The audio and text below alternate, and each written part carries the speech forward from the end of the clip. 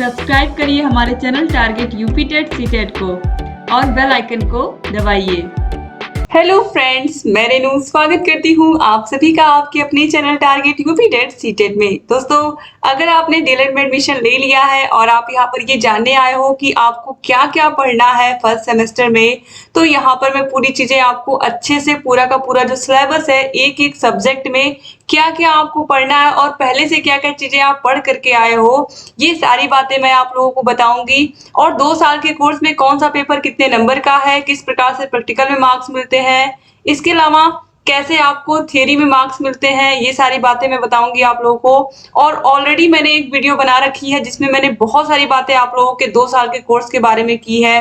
किस प्रकार से किसी किसी सब्जेक्ट में अगर बैक लग जाए तो क्या होता है, या फिर जो 2 साल का कोर्स है उसमें किस प्रकार से कौन से सेमेस्टर में कितने मार्क्स मिलते हैं, किस सेमेस्टर में कितने नंबर का प्रैक्टिकल होता है, कितने नंबर का थ्योरी होती है, कितने नंबर टीचिंग के मिलते हैं, ये सारी बातें मैंने ऑलरेडी एक वीडियो में बनाई है। तो उस वीडियो की लिंक आपको डिस्क्रिप्शन बॉक्स और कमेंट बॉक्स में मिल जाएगी। तो यहाँ पर हम सबसे पहले डिस्कस करेंगे 2 साल के कोर्स में जो आपका पूरा 4 सेमेस्टर होते हैं, इसमें जो पहला सेमेस्टर है आपका, इसमें क्या क्या आपको पढ़ना है, किस किस विषय में, और क्या आपके लिए नई है क्या चीजें और क्या आपके लिए पुरानी है। ठीक है, तो पूरा ध्यान से देखिएगा, पूरा सिलेबस अच्छे से मैं यहाँ पर आपको समझाने वाली हूँ। और दोस्तों, मैं आपको बता दूं कि target UP TET C TET channel एकमात्र ऐसा चैनल है आपके पूरे यूट्यूब पर जहां पर हम केवल आप लोगों के लिए अच्छे से कंटेंट बनाते हैं, डीएलएड का ही कंटेंट बनाते हैं और डीएलएड ही अच्छे से पढ़ाते हैं। और यहीं से पढ़ पढ़ करके बच्चे बहुत अच्छे अच्छे नंबर लेकर के आए। बहुत सारे ऐसे बच्चे हैं जो 95, 96%, 97.5%, 97.6% तक नंबर लेकर के आए हैं बच्चे। ये सब तभी पॉसिबल हो पाया क्योंकि मैं खुद एक प्राइमरी टीचर हूँ। मैं आप लोगों को पिछले वीडियो में बता चुकी हूँ और मैं पढ़ाती भी हूँ बच्चों को, और स्कूल से आने के बाद मैं आप लोगों के लिए भी क्लासेस लेती हूँ, आप लोगों के लिए भी वीडियोस बनाती हूँ। तो इस वजह से दोस्तों, यहाँ पर जो मेरा एक्सपीरियंस है ये भी आप लोगों के काम आता है। पिछले 4 साल से ऊपर हो गए मुझे यूट्यूब पर पढ़ाते हुए। तो मैं अपने हाथों से खुद नोट्स बनाती हूँ आप लोगों के लिए सारे विषयों के, और सारे विषयों के नोट्स जो बनाती हूँ मैं उसी से आप लोगों को पढ़ाती हूँ। तो इससे दोस्तों आप लोगों को बहुत अच्छे से समझ में भी आता है और आप लोगों का जो रिस्पॉन्स है वो भी बहुत अच्छा मिलता है। अगर केवल सारी वीडियोस को भी देख करके कोई बच्चा चला जाता है एग्जाम में तो भी वो बहुत अच्छा करके आता है, और बाद में आप लोग एग्जाम होने के बाद ही कमेंट करके आप लोग भी जाओगे। तो चलिए अब स्टार्ट करते हैं। यहाँ पर सबसे पहला जो पेपर है बाल विकास, 50 नंबर का पेपर है दोस्तों। और यहाँ पर मैं आपको बता दूं कि 50 नंबर का जो पेपर होता है उसमें 25 नंबर से अगर कम आता है तो आप उस सब्जेक्ट में फेल हो जाते हो, यानी कि आपका बैक लग जाता है। ठीक है, तो यहाँ पर हमको 50 में 45, 46, 47 ऐसे नंबर लाने हैं, इस प्रकार से हमको सोचना है। ठीक है, तो देखिए, बाल विकास का अर्थ, आवश्यकता एवं क्षेत्र। अब बाल विकास ये जो पूरा का पूरा चैप्टर है, पूरा का पूरा ये जो पेपर है 50 नंबर का, इसके बारे में आपने कहीं कुछ नहीं पढ़ा होगा। क्योंकि अगर आपने बीए किया है, बीएससी किया है, बीकॉम किया है, तो ये जो सब्जेक्ट है ये क्यों है, चूंकि आप टीचर बनने की ट्रेनिंग लेने जा रहे हैं। तो सबसे पहले आपको बच्चों के बाल विकास के बारे में समझना होगा, बाल मनोविज्ञान के बारे में समझना होगा, क्योंकि एक एक बच्चे के बारे में, उसकी भावनाओं के बारे में जब तक आप नहीं समझोगे तब तक आप एक अच्छे टीचर नहीं बन पाओगे। इसलिए टीचर बनने के लिए, शिक्षक बनने के लिए बच्चों के मनोविज्ञान को समझना बहुत जरूरी होता है। इसीलिए पहला पेपर आपको यही पढ़ना है फर्स्ट सेमेस्टर में। तो बाल विकास होता क्या है, इसमें हम बच्चों के विकास के बारे में अध्ययन करते हैं कि किस प्रकार से बच्चा जब 1 से 5 साल का होता है शैशवावस्था में, तब उसकी क्या क्या शारीरिक गतियां क्या क्या होती हैं, किस प्रकार से उसकी बुद्धि बदलती है, कैसे उसका शारीरिक विकास होता है। फिर जब बच्चा 6 साल से 12 साल की अवस्था में आता है, बच्चा स्कूल जाना शुरू करता है, उसका जो सोशल इंटरेक्शन है, अपने दोस्तों से मिलना, टीचर से मिलना, तो और उसकी जो दुनिया है वो और बड़ी हो जाती है। इसमें क्या क्या चेंजेस आते हैं। फिर जो किशोरावस्था होती है 12 साल से लेकर 18 साल की, इसमें क्या क्या चेंजेस होते हैं, इन सब के बारे में हम पढ़ेंगे दोस्तों। ठीक है, तो ये शारीरिक विकास, मानसिक विकास, बुद्धि, बुद्धिलब्धि, आईक्यू परीक्षण, इन सब के बारे में हम पढ़ेंगे। ठीक है, बच्चे का सामाजिक विकास, संवेगात्मक विकास किस प्रकार से होता है, और जीन पियाजे का सिद्धांत हम पढ़ेंगे। जीन पियाजे ने बाल विकास की 4 अवस्थाएं बताई हैं और चारों अवस्थाओं के बारे में डिटेल से हम पढ़ेंगे।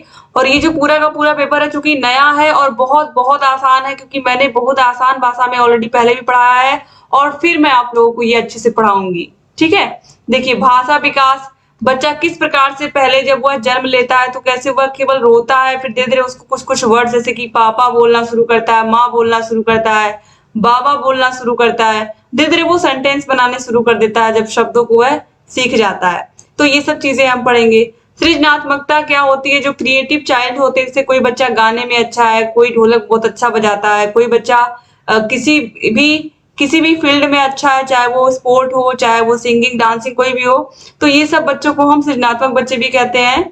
फिर है व्यक्तित्व का विकास। व्यक्तित्व यानी कि पर्सनैलिटी के बारे में हम पढ़ेंगे। पर्सनैलिटी के बारे में क्यों पढ़ेंगे? क्योंकि आप ही की कक्षा में कुछ ऐसे बच्चे होंगे जो अपनी बातों को आपसे नहीं कह पाते होंगे, अपने में ही रहते होंगे, तो ऐसे बच्चे अंतर्मुखी हो गए। बहिर्मुखी, जो अपनी बातों को, अपनी भावनाओं को स्पष्ट रूप से किसी के भी सामने कह पाते हैं। और उभयमुखी, ऐसे बच्चे जो थोड़े अंतर्मुखी भी होते हैं, थोड़े बहिर्मुखी भी होते हैं। तो इन सब के बारे में डिटेल से हम पढ़ेंगे। व्यक्तित्व परीक्षण के कौन कौन से तरीके हैं, इनके बारे में पढ़ेंगे। व्यक्तिक भिन्नता, ये बहुत महत्वपूर्ण है, क्योंकि यहाँ पर अगर मैं बात करूं क्लास 1 to 5 की, तो 1 to 5 में एक टीचर पर 30 बच्चे होते हैं। तो अगर आपकी कक्षा में 30 बच्चे हैं, तो 30 के 30 बच्चे सेम व्यक्तिक भिन्नता, सेम टू सेम उनकी पर्सनैलिटी नहीं होगी। कोई बच्चा होगा उसको साइंस अच्छा लगता होगा, कोई होगा उसको मैथ अच्छा लगता होगा। इस प्रकार से अलग अलग प्रकार के बच्चे होंगे आपकी कक्षा में। कल्पना, चिंतन और तर्क के बारे में पढ़ेंगे। बाल विकास के आधार एवं उनको प्रभावित करने वाले कारक। वंशानुक्रम के बारे में पढ़ेंगे। किस प्रकार से जो माता पिता के अंदर गुण होते हैं वो बच्चे के अंदर कैसे आते हैं। बच्चे का वातावरण, उसको किस प्रकार का एनवायरनमेंट मिल रहा है, पारिवारिक, सामाजिक, इनके बारे में हम पढ़ेंगे। दूसरा चैप्टर है सीखना। तो सीखना में हम क्या क्या चीजें देखेंगे। सीखना का अर्थ है अधिगम को प्रभावित करने वाले कारक। और सबसे महत्वपूर्ण दोस्तों है अधिगम में सीखने का थार्नडाइक के 3 नियम इन्होंने दिए थे। अभ्यास का नियम, तत्परता का नियम और प्रभाव का नियम, और 5 गौड़ नियम भी दिए हैं, इनके बारे में पढ़ेंगे। ये जो पूरा का पूरा अधिगम चैप्टर है, ये आपके UP TET, C TET, super TET सबके लिए बहुत महत्वपूर्ण होगा। इसके बाद देखिए थार्नडाइक का प्रयास एवं त्रुटि का सिद्धांत हम लोग पढ़ेंगे। पावलोव का संबद्ध प्रतिक्रिया का सिद्धांत पढ़ेंगे। स्किनर का सिद्धांत, कोहलर का, पियाजे का, वाइगोत्स्की का, ब्रूनर का। ये सब बहुत आसान है और बहुत ही अच्छे से आसान भाषा में आपको पढ़ने को मिलेगा। इसके बाद अभिप्रेरणा या अभिप्रेरण है, इसके बारे में भी हम पढ़ेंगे। अभिप्रेरणा की कौन कौन सी विधियां होती हैं और किस प्रकार से अभिप्रेरणा कितने प्रकार की होती है, बाह्य अभिप्रेरणा, आंतरिक अभिप्रेरणा, इन सब के बारे में हम दोस्तों पढ़ेंगे। ठीक है, फिर हम इंटरेस्ट के बारे में पढ़ेंगे, रुचियों के बारे में, क्योंकि एक ही कक्षा में 30 बच्चे, 30 के जो इंटरेस्ट होंगे वो अलग अलग होंगे, अलग अलग रुचियों के बच्चे होंगे, तो इसके बारे में हम पढ़ेंगे। स्मृति, ध्यान के बारे में और सांख्यिकी के बारे में हम पढ़ेंगे पहले पेपर में। अब दूसरे पेपर में आते हैं। दूसरा पेपर है शिक्षण अधिगम के सिद्धांत। ये भी 50 नंबर का पेपर है और 50 में 25 से ऊपर लाने हैं। ये तो आप लोगों को ऑलरेडी मैं बता चुकी हूँ। 50% से ऊपर मार्क्स ही आपको लाने हैं अगर आपको उस सब्जेक्ट में पास होना है। देखिए शिक्षण अधिगम के सिद्धांत, जब बच्चे ने बाल मनोविज्ञान पूरा सीख लिया तो उसके बाद वह शिक्षण सीखेगा। कैसे जब टीचर ने पूरा बाल मनोविज्ञान के बारे में सीख लिया, अब वो सीखेगा कि किस तरीके से हमको कौन कौन सी विधियों के द्वारा बच्चों को पढ़ाना है जिससे बच्चे समझ पाए, और कैसे हम बच्चों से बातचीत करें। ये सब बातें हम सीखते हैं शिक्षण अधिगम के सिद्धांत पेपर में। तो शिक्षण अधिगम यहाँ पर देखिए सबसे पहले संप्रेषण, यानी कि व्यवहारों का या विचारों का आदान प्रदान। अपनी बातों को हम शिक्षक से कह रहे हैं, शिक्षक हमारी बातों को सुन करके फिर वो अपनी बातें बता रहे हैं, तो यही होता है संप्रेषण, जिसमें 2 व्यक्ति आपस में बातचीत करते हैं और फिर वह अपने विचारों का आदान प्रदान करते हैं। फिर है शिक्षण के सिद्धांत, करके सीखने का सिद्धांत, प्रेरणा का सिद्धांत, रुचि का सिद्धांत, निश्चित उद्देश्य का सिद्धांत, नियोजन का सिद्धांत। ये सारी चीजें हम पढ़ेंगे दोस्तों शिक्षण के सिद्धांतों में। ठीक है, जीवन से संबंध स्थापित करने का सिद्धांत, ये सब सिद्धांत हैं और ये बहुत आसान है, केवल देखने में आपको टफ लग रहा है। फिर शिक्षण के सूत्र, ये बहुत इंपॉर्टेंट है। कौन कौन से शिक्षण सूत्रों का कक्षा में हम प्रयोग करें जिससे बच्चे आसानी से सारी चीजों को समझ पाए, सरल से जटिल की ओर। यानी कि पहले हम आसान चीज, जैसे बच्चों को पहले हम जोड़ बताते हैं, घटाना बताते हैं, फिर गुणा बताते हैं और फिर भाग बताते हैं, तो हम सरल से कठिन की ओर जाते हैं। तो यहाँ पर भी वही चीज है, सरल से जटिल की ओर, ज्ञात से अज्ञात, जो पहले बच्चों को पता है उसके बारे में, फिर जो नहीं पता उसके बारे में, स्थूल से सूक्ष्म की ओर, पूर्ण से अंश की ओर, इन सब के बारे में हम पढ़ेंगे अपने सेकेंड पेपर में। शिक्षण की विधियां कौन कौन सी हैं, कौन कौन सी टीचिंग की टेक्निक्स का प्रयोग करके हम बच्चों को पढ़ाएंगे। प्रश्नोत्तर विधि, जिसमें हम कोई चैप्टर बच्चों को पढ़ा दिया उसके बाद उससे रिलेटेड बच्चों से प्रश्न पूछेंगे।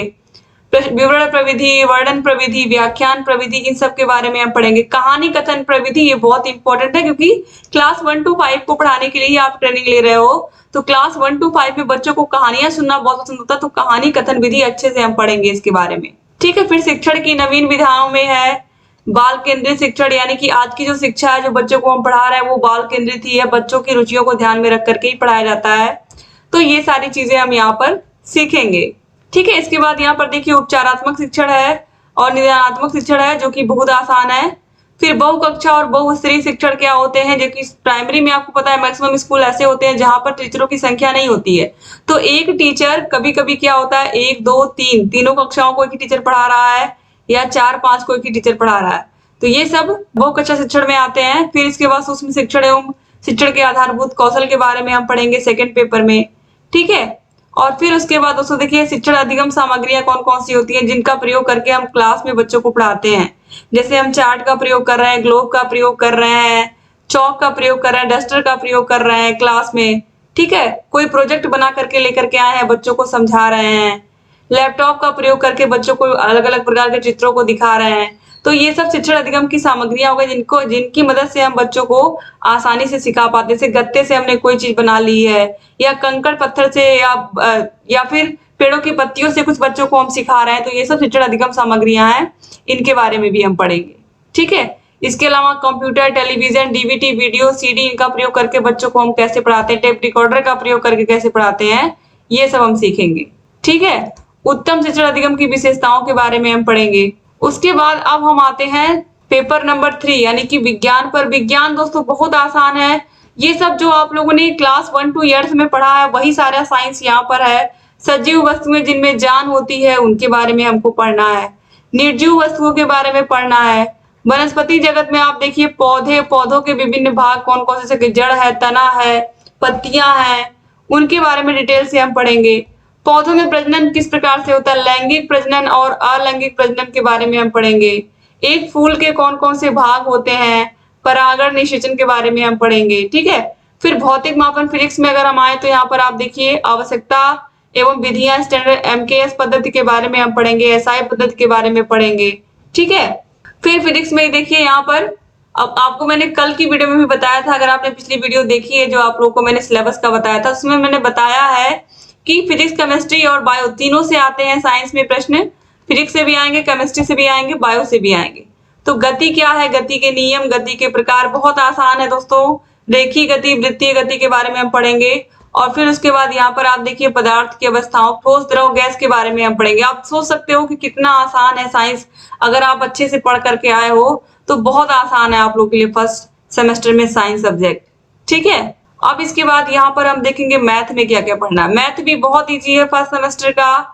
संख्या तथा संख्यांक बोध के बारे में पढ़ना, अंकों का ज्ञान, स्थानीय मान के बारे में, प्लेस वैल्यू के बारे में आपको पढ़ना है।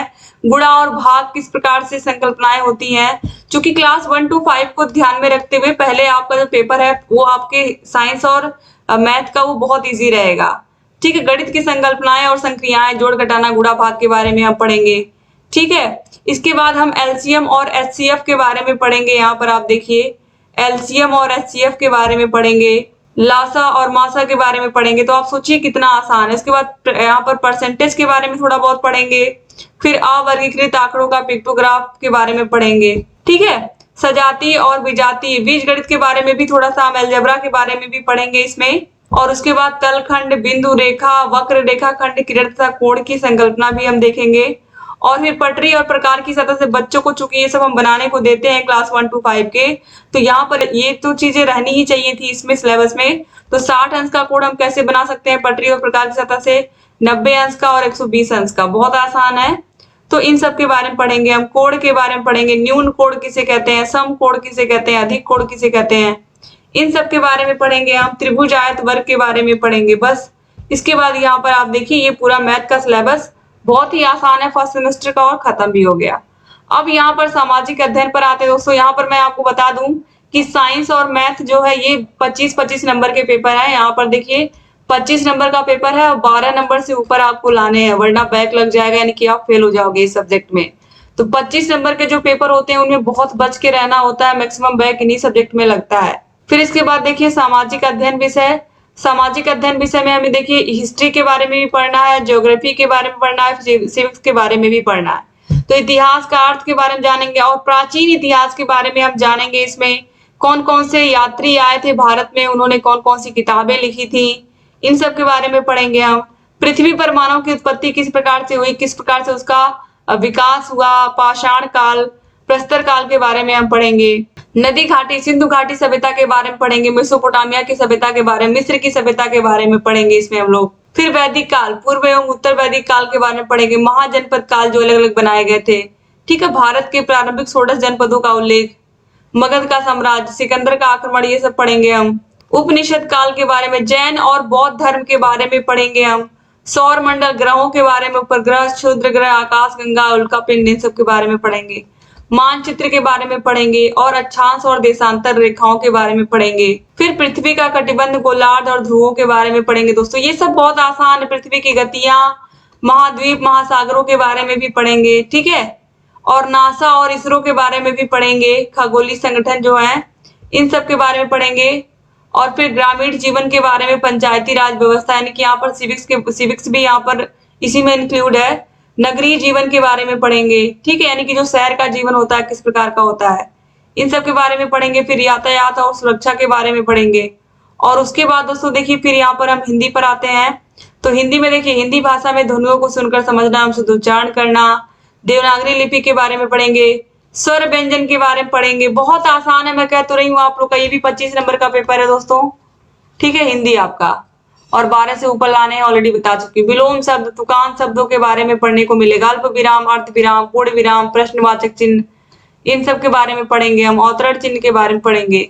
लेखन शिक्षण की कौन कौन सी विधियां हैं, लिखना सीखने में ध्यान योग्य बातें कौन कौन सी है, बैठने का ढंग, आंखों से कागज की कलम पकड़ने की विधि, सिरोरेखा, यानी कि जो छोटे बच्चों को हम सिखाते हैं वही सारी चीजें हमको पहले सेमेस्टर में पढ़नी है यहाँ पर। अब संस्कृत में क्या पढ़ना है, संस्कृत भी 25 नंबर का पेपर है। अपनी आसपास की वस्तुओं का नाम संस्कृत में कैसे हम लिखते हैं, पशु पक्षियों का नाम, सब्जियों का नाम, अनाजों का नाम संस्कृत में हमें लिखने आना चाहिए। ये सारी चीजें हम इसमें पूछी जाती हैं संस्कृत में। संज्ञा, लिंग, वचन के बारे में भी यहाँ पर आपको पढ़ने को मिलेगा। संज्ञा और सर्वनाम के बारे में भी पढ़ने को मिलेगा दोस्तों। तो ये सारी चीजें आपको पढ़ने को मिलेगा। धातु, रूप, लट और लंग लकार के बारे में आप पढ़ोगे, ठीक है। तो ये सारी चीजें आपको, नीतिपरक वाक्यों का सस्वर वाचन यहाँ पर आपको मिलेगा। और श्लोकों का, नीतिपरक वाक्यों का अर्थ आपको जानना होगा, क्योंकि श्लोक लिखने को आता है आप लोगों के सिलेबस में। 1 से 20 तक की संख्याओं को संस्कृत में कैसे लिखते हैं, या 1 से 50 तक भी, और 1 से 100 तक ऑलरेडी मैंने वीडियो बना रखी है। तो ये सब एग्जाम में पूछेगा, ठीक है। उसके बाद देखिए अब आते हैं कंप्यूटर पर। कंप्यूटर जो है आप लोगों का, यहाँ पर देखिए इंट्रोडक्शन ऑफ कंप्यूटर, कंप्यूटर के बारे में, कंप्यूटर का इतिहास जो है उसका, किस तरीके से धीरे धीरे कंप्यूटर किस तरीके से पहले बहुत बड़े होते थे फिर छोटे होते गए, इन सब के बारे में हम पढ़ेंगे। डेफिनेशन ऑफ कंप्यूटर सिस्टम के बारे में पढ़ेंगे, ठीक है। ये सब बहुत ही इजी है और बहुत ही आसान है दोस्तों। ये भी 25 नंबर का आपका पेपर है। 25 में से 12 से ऊपर नंबर लाने होंगे आपको।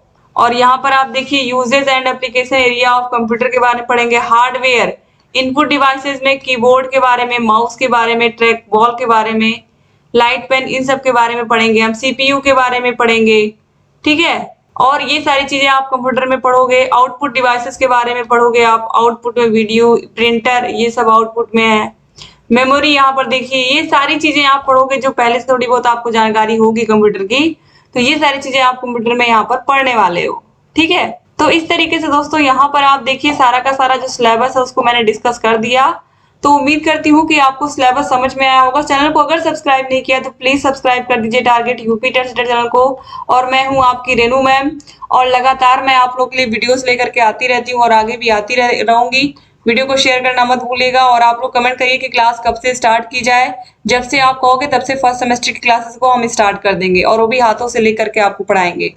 तो दोस्तों वीडियो को शेयर कर दीजिएगा। और अगर आपको सारे विषयों के 8 के 8 विषयों के नोट्स अगर आपको चाहिए तो उसके लिए आपको हमारे app target UP TET CTET app को डाउनलोड करना पड़ेगा। ऐप की लिंक डिस्क्रिप्शन बॉक्स और कमेंट बॉक्स में मिल जाएगी। 7705 95 45 49 यही हमारा नंबर है, कांटेक्ट नंबर। इस पर कांटेक्ट करके आप सारी जानकारी हमसे ले सकते हैं ऐप के बारे में।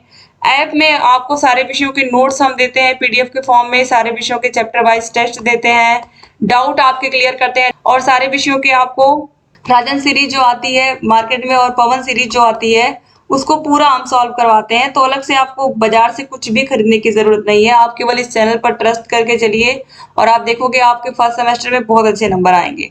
थैंक यू सो मच एक बार फिर से आप सभी का। जय हिंद दोस्तों।